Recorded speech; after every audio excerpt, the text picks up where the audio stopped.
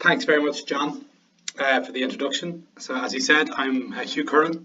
I'm the Strategic Industry Lead here in Oracle on the transport, tourism, and hospitality sectors. And I just want to take a little bit of time to take you through a deck that we created for you. And I'll just kind of go through a little bit of an agenda. The first thing I'm going to talk about is a little bit about the hostel sector as we view it here, with some challenges and trends that we see. And then I'm going to bring you through what we will call the art of the possible, which is a really great CX journey that can be created using some Oracle capabilities and with a little bit of know-how. Going to talk very briefly about the Oracle Hospitality Cloud. Then I'm going to highlight some customer successes, and then very briefly at the end, just a little bit of why Oracle. So the first thing I'm going to talk about is how digital travelers are changing the model. And some of the challenges that are coming through from that. And if we're going to talk about that, the first place to start really is the consumer, and talking about a few things to do with them. One of the first things to notice around demographics is shown from research from the United States that younger millennial travelers, while they are not spending as much when they travel, they are traveling more often, and that actually means that their net spend on travel has gone up and they're outspending older generations in terms of their overall travel. And it's also interesting looking at the demographics as well from the point of view of these millennials who have grown up from being what we would dub to be backpackers, perhaps people in their gap year between school and university or whatever, to being people who have a little bit more disposable income, and have a little bit more of an expectation of what quality is. And so the group that are mostly staying within hostels would fall within this kind of millennial generation. Then we're also looking at them from that perspective as being digital natives. This is the generation that have grown up with mobile phones, with tablets, with pretty much instant connectivity wherever they go. And they know how to and will use their devices to do simple actions that we would have maybe gone to bricks and mortar for. For example, when it comes to travel, when I was growing up, when I was younger, I remember going with my parents to travel agencies to actually get, brochures, flick through the brochures, decide where we were going, and then go back to the travel agents to do the booking and pay and everything like that. And then they are socially connected. From this point of view, especially in the travel and tourism industries, you're talking about word of mouth, and we know, looking at the numbers, that a large proportion of millennial travelers will look online and to their social feeds for inspiration about where they might want to go to on their next vacation or their next city break. But they're also then, when they're traveling themselves, they're also posting mini reviews, I guess you could call them, by posting photographs or their thoughts on a place or whatever that may be, across a wide range of different channels. And we're not just talking about social media in terms of Facebook and Twitter, we're also talking about things like Snapchat or WhatsApp, and of course TripAdvisor and sites like that. We then start talking about the competition. Obviously hostel-only OTAs are a big driver of cuts and margins for you guys, as they would be for hotel OTAs and travel in general OTAs. We see them as being a big challenge to you guys, big disruptors to you guys, and I guess at the end of the day what we would like to show you is how we can disrupt that disruption. But yeah, they're a big part of what's going on in the industry at the moment. The broadening of the appeal is also quite important at this aspect as well. I mentioned earlier on about the demographics having a little bit more of disposable income and having higher expectations about certain things. And, they don't necessarily want to sleep in a dormitory. They may want a private room, which is something that the industry has been undertaking quite significantly. Pretty much, in the research that I've been doing, looking at different sites, they're announcing better, bigger private rooms, more private rooms, and so it seems to be a trend that's cascading down through the industry. But then also they're not just looking for a place to rest their head at night. They may want to have somewhere where they can go and have a nice drink or go for nice food as well, and experience some of the local charm of an area where maybe locals might appear to as well. And they also have the expectation of an improved customer experience. It's not, again, as I said, with that extra little bit of disposable income. Maybe they travel for work, so they know what it is to stay in a nice hotel.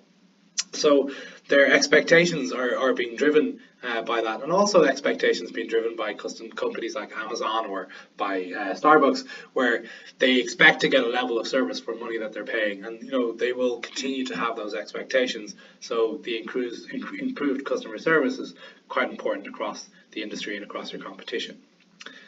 And then from your own point of view, I guess, one of the things that is quite clear about millennials is that, yes, while they're values driven and they like to do business with people that they feel are aligned with themselves, the loyalty part of it isn't really a big thing for them. They don't necessarily believe that they have to stick to one brand. If they can think they can get a service as good somewhere else that matches their values, then they're happy to go somewhere else. And that, I suppose, leads into personalization quite nicely, which is, how do we attract people back to your site? And from a personalization point of view, this is the generation who don't go seeking information, they expect it to come to them. So when they Google something, they don't have to, they don't expect to have to go onto page 2 to find it. They expect that the first SERP that they come across will have all the information that they're looking for. And then when they land on your website, or if they look at your social channels, that they're also getting the information that they're looking for quite quickly and easily as well. And then there's the adapting to the consumer, and this leads back to the first point I made, which is about the demographics and the millennials who are traveling and got a higher net spend across the year, but that's caused by more frequency of travel, and also then the broadening of the appeal and the improved customer service. These are all things that you guys have to take into consideration within your own transformation in order to maintain your market share and indeed grow your market share, to get that word of mouth of people saying, if you're going to go to such and such a city, then you have to stay in this hostel because it's really cool, they've got a really nice bar or restaurant, the ambiance is amazing, and you get to meet some really cool people. And all of this ladders up to the reputation of not just yourselves, but of course the competition and the consumers as well. It used to be that we considered hostels a place for backpackers, as I said, but now we know a little bit better. So when we hear of somebody going away for a weekend and they're staying in a hostel, we don't necessarily think, oh, that's a bit odd, why are they not staying in a hotel? We think, oh wow, this person is obviously, staying in a nice hostel and they probably got a private room. That's just the way we're thinking. And so what are the hospitality challenges that we see in 2018? And I say 2018 in here, but it's probably over the course of a few years, some of these challenges that are going to be facing you as well. Particularly the first one, which is this 1 in 4 millennials expect to be able to book accommodation via their mobile device. So if that's the current trend, when people are like, oh yeah, I want to be able to book a hotel or a hostel on my mobile device, and only a quarter of millennials are doing it, you can be sure that with the growth of smartphone penetration in developing markets and countries like China, who are going to be the net highest provider of hotel and hostel nights in the world by 2020, then it's easy to see that this number is probably going to grow to 2 in 4 and 3 in 4 fairly quickly. I don't ever think maybe that we're going to get 100% penetration. It's going to be 4 from 4, but we're definitely going to be hovering somewhere in between 50 and 75%, which is a sizable part of the market. And this just basically means, from a challenge point of view, you guys have got to make sure that your experience across mobile is as good as your experience across desktop devices.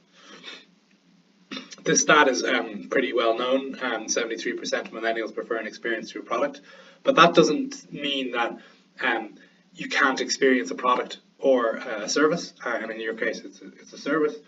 We spoke about broadening of appeal a few minutes ago, and I suppose part of all of that is looking at it from the point of view of millennials, where they're traveling.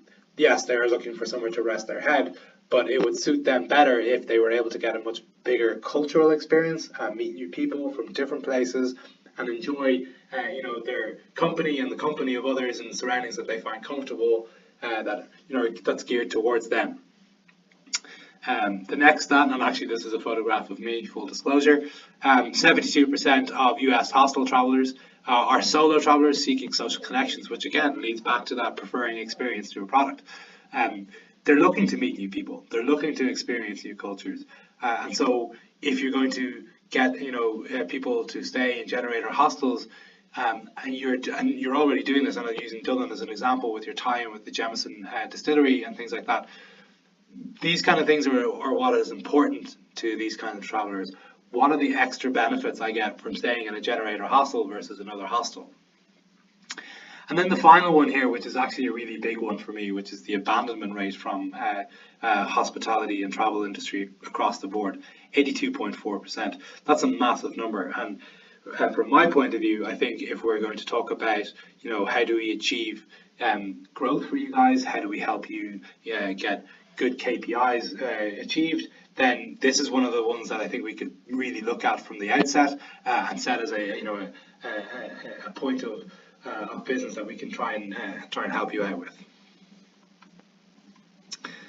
And the digital future is pretty much already here. An awful lot of hotel chains already have apps that you can check in with and check out with without having to talk to somebody at the reception. You can pay your bill and everything. And companies like Yotel, where instead of meeting a receptionist, you go in and you check in on a device and everything is done with you. You stay in your pod and whatever, and that's great. It's only going to get more convoluted. It's just been announced a couple of days ago, for example, that Heathrow, you're now going to be able to search live departures and arrivals into Heathrow Airport using Alexa, and then certain of the OTAs allow you to do hotel booking via Alexa as well. So the digital future is all about IoT. It's about connected devices. It's about people being able to self-serve and do so from the comfort of their own home, but also do so in a way that is comfortable for them without having to really engage with you until they really need to. That's not to say that people don't want to have that human interaction. I think actually if you look at the Yotel example, there's quite a lot of people who really don't like the experience of not having that face that they can see, so that they know that if something happens that they can talk to a person. And the new normal, the new normal looks like this from a hostel's point of view. And of course, this is your own location in Dublin. But it used to be, and I remember this myself from when I was traveling, and I would have been considered a millennial at that point. I was a lot older than a lot of the people I was traveling with. But staying in a hostel, when you go to, maybe you want to have a drink, there would be a common room, but you had to buy the beer from the reception, which was kept in a fridge, probably a Coca-Cola fridge. And now the new normal is that there are restaurants, there are cafes, there are bars, there are areas where people can come together and meet in a very social environment, and it's not kind of a clustering of old chairs thrown together. And the great thing about this means that local people actually start getting involved as well. I know from experience that people who work in the area around Smithfield, where Generator is in Dublin, use the restaurant to go and get a burger there because the burgers have a really good reputation. And if we're talking then about these kind of things in the hostel experience, well, what does the perfect consumer journey look like? So let's kind of jump into that a little bit. And I want to introduce you to Sophie. Sophie's 29 years of age. She's a communications manager with an automotive company, and she lives in Paris. She reads 20 Minutes, Paris Match, The Figaro, on social media, more so social messaging. She does her shopping in places like H&M and COS and Zara. If she's looking for a nice bag, perhaps she might save up and get herself a Donna Karan bag. If it's something really special that she really likes, she might take her Christmas bonus and buy herself something from Prada or something like that. When it comes to brands that she associates with and thinks are aligned with her values and her thinking, she likes brands like Michel Augustin, Allbirds, MVMT, Amelie Pichard, Bash, all cool, young brands that are doing something a little bit different, trying to do some things in a very values-driven way, that are trying to add value to whatever their consumers are purchasing from them. Not a big fan of current tone of politics in France. She's influenced by people she follows on Instagram, as an awful lot of millennials would be. Promotions, and this is from research actually particular to France, where promotions are a big driver of decision making. And she does a lot of shopping online, but bricks and mortar are important. So from that point of view, when she does her H&M or her COS or her Zara shopping, she probably does an awful lot of that online. But when it comes to the big ticket purchases, like maybe a Prada handbag or Prada sunglasses or something like that, she will want to go into the shop and try them on and have that feel, tactile kind of response to them, because it's a big ticket purchase. And her daily commute would look something like this. She might jump on and have a look around the news, but she'll also kind of have a look at something like Zara or COS online to see if there's anything in there that she might like to purchase. She might have an ongoing shopping bag that she might drop things in and out of every now and again, and maybe she does it, when she gets paid, she might do, buy 7 or 8 pieces and send back the pieces that she doesn't like. And our work requires an awful lot of travelling, especially on location, for test drives and things like that. And it's actually while she's on one of these many trips abroad that she gets a message from her friend Jeannie. And Jeannie is asking her if she's actually bought anything for her boyfriend. And it's his birthday coming up. And because Sophie is like so many of us, and she thinks she has a lot longer than she actually has to buy a present, she actually hasn't. So what she does is basically what we all do. She's on her work computer. She does a very quick search and she finds, Berlin city breaks, and she chooses Berlin specifically, mostly because herself and her boyfriend have been talking about this. Maybe we should go to Berlin. So the first ad she sees is there for lastminute.com. But from her point of view, because she's a millennial, yes, she's got disposable income, but she doesn't have as much as maybe some of her colleagues would have. Hostels actually make more sense. So the second ad that she sees, excuse me, which says, don't see Berlin, experience it, Generator Hostels have you covered, actually makes a little bit more sense to her. She can see there that there's a 4.5-star review across Generator Hostels.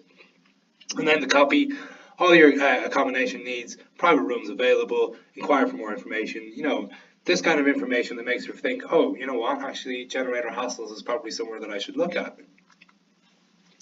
So she jumps into the website and she has a look around.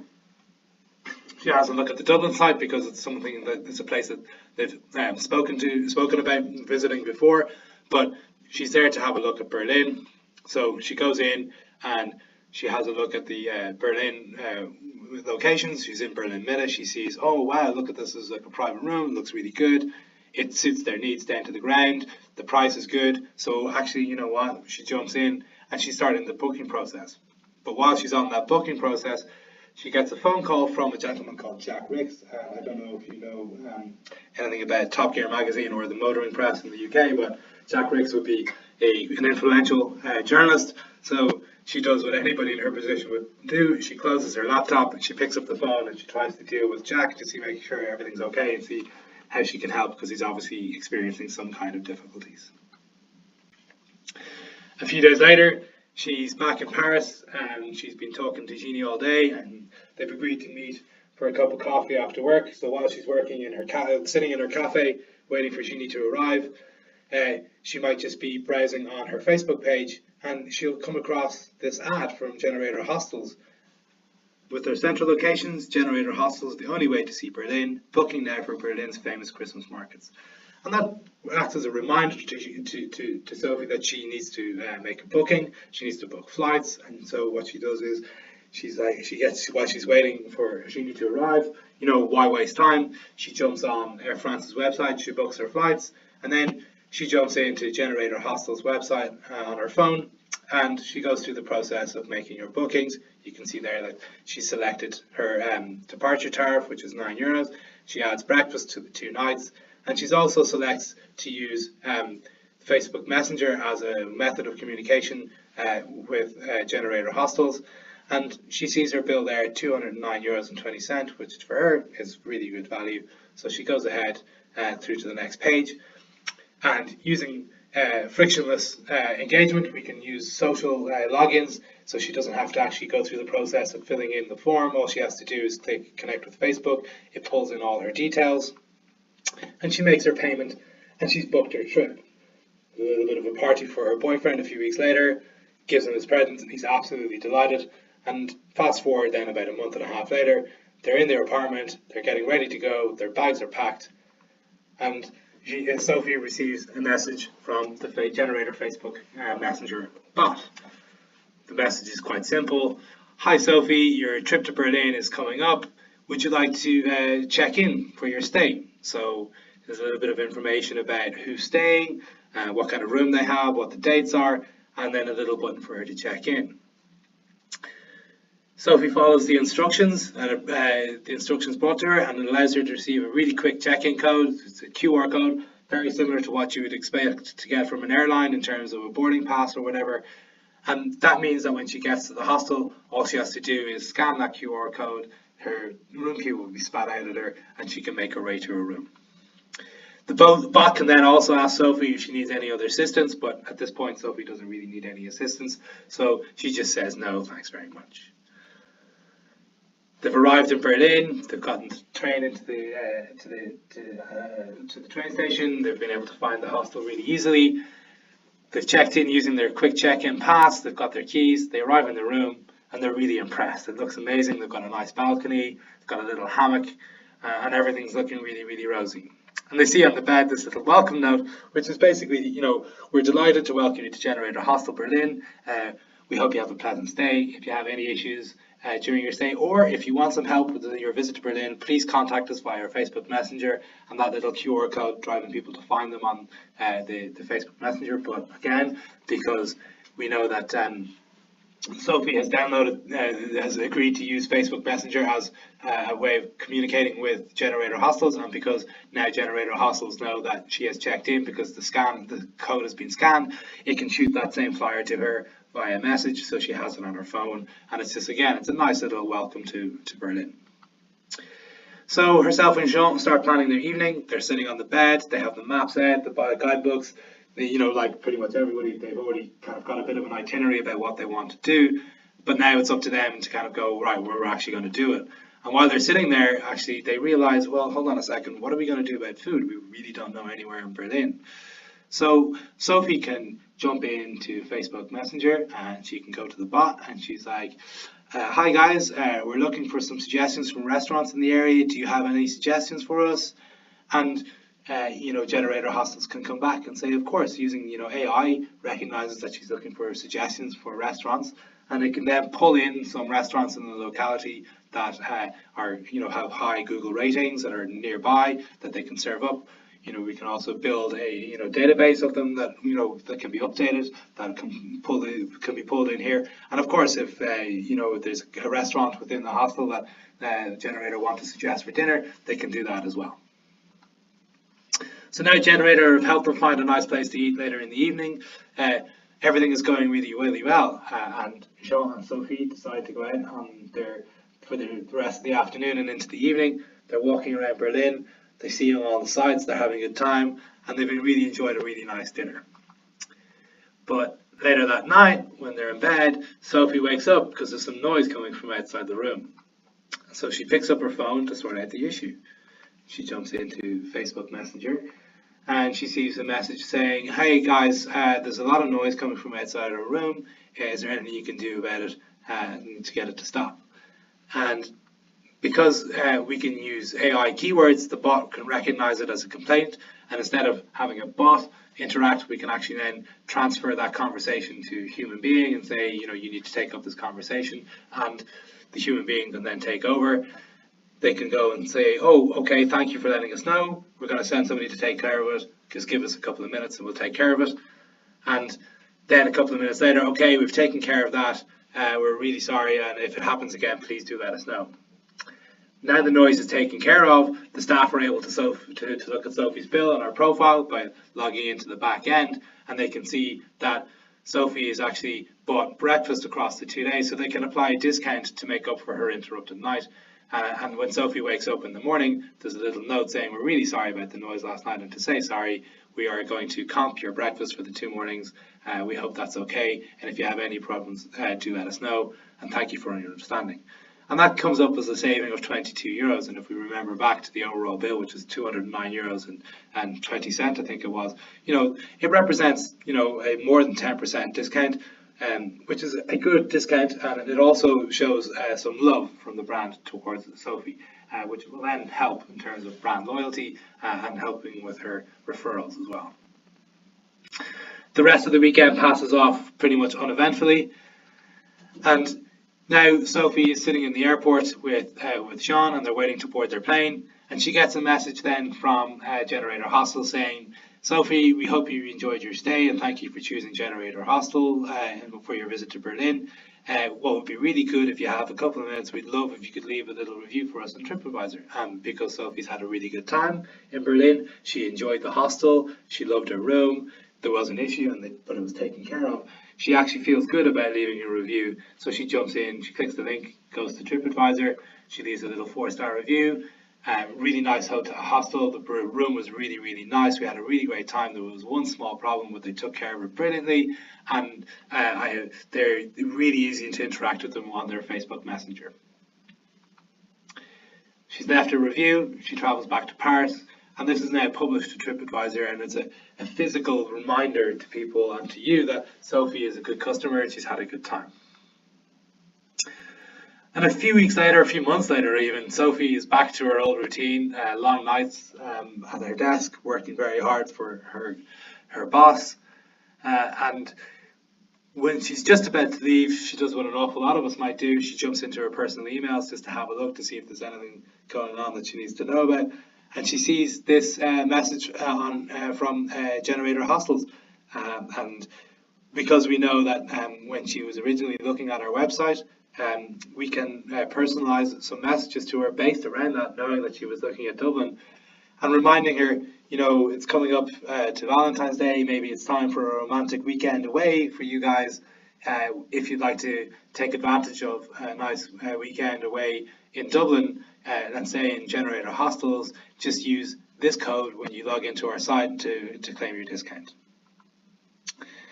And what happens is a few months later, there Sophie is in Dublin with her pint of Guinness, with her Jean, her boyfriend, posting to Instagram, talking about what a great time she's having and how great Generator Hostels are.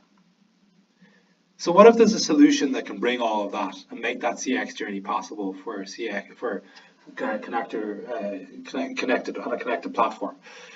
Well, when it comes to Generator Hostels, we need to talk about the Oracle Hospitality Cloud. There's an awful lot of information on this slide, and I suppose what I really should do is do this and make it look a little less cluttered. But from our point of view, we're talking about a 360-degree guest experience. So what we mean by that, obviously, is we can help you from awareness and acquisition all the way through to retention and referral. And it is a CX connected platform, and an awful lot of places might be concerned about trying to get you to buy a full suite of capabilities, but actually that's not really how we work in Oracle. The way we work in Oracle is a little bit different. Yes, the platform is connected and it's an end-to-end solution, but we believe in what we call quick win starter packs, and we believe in innovating like a startup.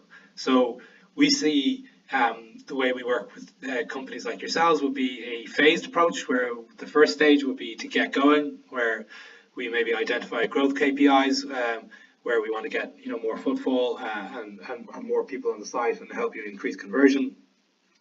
And we would use things like personalized advertising and digital body language to help you build lookalike audiences and so on. And then once we've done that and we've proven the ROI, and we know that you guys have budgetary constraints, and there's financial directors who are saying, well, no, you can't spend this money in this fiscal year. You need to build a business case. And in that sense, if we get going with you guys and we prove some growth in KPIs and prove some ROI, then we try and work with you to build some business cases to get better. And the get better is about lowering costs, so improving your booking and property management systems and your guest self-service. And then again, working with you again to prove the ROI and build the business case, coming back again to get ahead. And that's about retention, and that's using connected intelligence and social engagement and so on. And we do all this with the partner network as well, and that is very much to support your path to success, and that's about making sure that you're using Oracle software, Oracle capabilities the correct way. And we also understand the need to protect current investment by integration. We understand that you have current partners that you use for different elements of your business, and using our step-by-step agile approach, that means that we can work with you on that integration. And because we work with an open source and open API cloud development background, that means that we can actually integrate with wherever your incumbents are. And I suppose the only thing that makes sense then from our point of view is that when it does come time to have those conversations about renewals, we would like to be involved in those conversations as well. Customer success stories, I could have pulled a lot in here, but I suppose I'm only going to give you one because I don't want to take up too much more of your time. But we do work with Airbnb. We work with them to work with on their data and building guest profiles and website behaviors to drive relevant based on interactions, and then personalization of messaging. So it's a pretty good barometer of success for us. We've very good relationship with Airbnb, but we do actually have over 40 years of experience in hospitality. If you look through here, you can see, travel agencies, airlines, cruise lines, OTAs, so, ferry companies. We've worked across the gamut. We understand this industry. We understand what is required. We understand what you need. And from that point of view, then, why would you want to choose Oracle? Well, it's about innovating the guest experience and the business model together. That step-by-step agile approach. And it's also about future-proofing your platform and adapting to market demand, and helping you change direction and change things as they need to be changed in order to improve the consumer experience to make sure you're getting that share of dollar. And it's consuming the cloud in line with your priorities and scale as you do. As I said, it's that step-by-step approach. We don't want to have you coming in and thinking we want you to take, Oracle CX connected platform from one end to the other. It's literally about identifying areas that we can help you, and using those areas to show our value to you, and show where we can help you out. And then future down the line, when we've shown that we can help you, hopefully we can be involved in further conversations. So guys, that's it from me. I hope you enjoyed that. And of course, if you have any questions or want me to talk at length about anything more, I'm happy to have more conversations with you. But for now, I'm going to hand you back over to John. Thank you.